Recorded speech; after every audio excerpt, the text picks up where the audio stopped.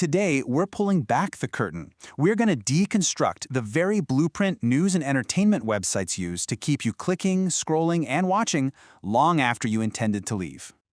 Come on, you've been there, right? You see a headline that catches your eye, something about an actor you like, maybe a show you're binging, and you think, okay, just one quick look. And then, boom. You look up and a whole hour has just vaporized. You've somehow gone from one article to celebrity interviews to a deep dive on the royal family to watching clips from the 90s. How does that happen? Well, here's the thing. It is not an accident. Not even close. It is a carefully engineered blueprint designed for one purpose, to capture your attention. And today, we're taking it apart.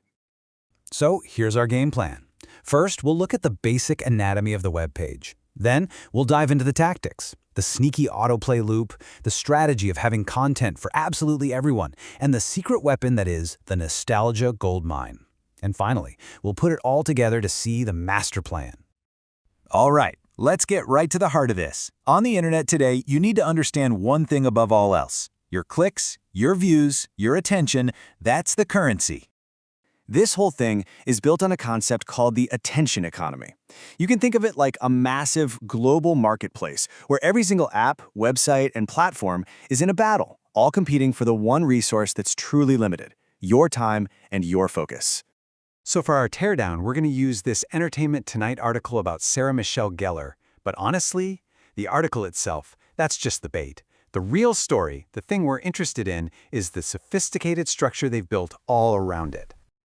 So, how do they actually do it? Well, let's start with their number one weapon, probably the most powerful tool in their entire arsenal, the Autoplay Engagement Loop. And it all starts with the up next cue. It seems so simple, but it is pure genius. The second one video ends, the next one is already rolling. It completely flips the script. You no longer have to choose to stay. You have to actively make the choice to leave. And here's how that loop works. You make one conscious choice, clicking on that first video. But from that moment on, the system takes over. The up next cue just serves you the next video. And before you know it, you're watching a totally different story without lifting a finger. But of course, autoplay is totally useless if the next video is something you don't care about. And that brings us to the second pillar of their strategy, stocking a massive digital supermarket of stories with something on the shelf for every single person. I mean, just look at this list pulled right from the website. It's not just entertainment news. Oh no, it is so much smarter than that. You have your big buckets like TV and movies, but then, boom, you've got these hyper-focused hubs for really powerful fan bases, royal watchers, Swifties, reality TV addicts. They're making sure nobody feels left out. And it's all about this careful balancing act. A site like this can't just survive on breaking news. It needs a mix, kind of like what you see here. You've got the current events to stay relevant, the niche fandom content to build intense loyalty, and a deep, deep well of evergreen nostalgia that, never goes out of style. So, let's say you're a royal watcher. You might have clicked on a totally different story, but then this headline catches your eye. It feels dramatic. It feels personal. It is practically begging you to click it. And come on, in this day and age, if you're not catering to the Swifties, what are you even doing? This headline is pure catnip for one of the most engaged, most powerful fan bases on the entire planet.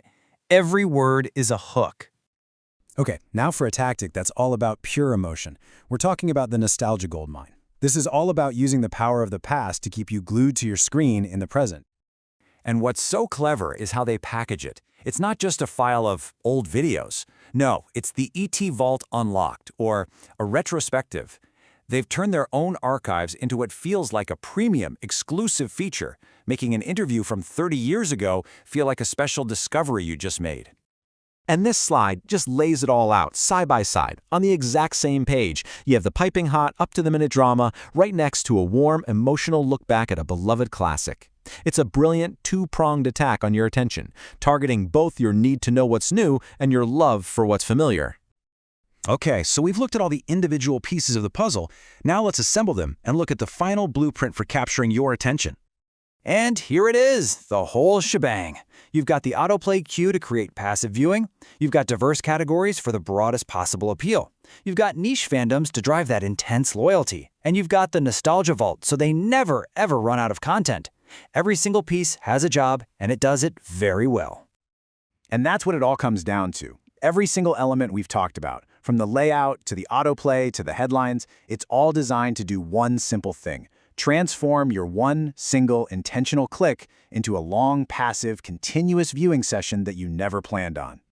So the next time you find yourself falling down that rabbit hole, you'll know why. It wasn't random. You were just following the blueprint. The real question is, now that you can see the architecture behind the curtain, is it going to change the way you browse?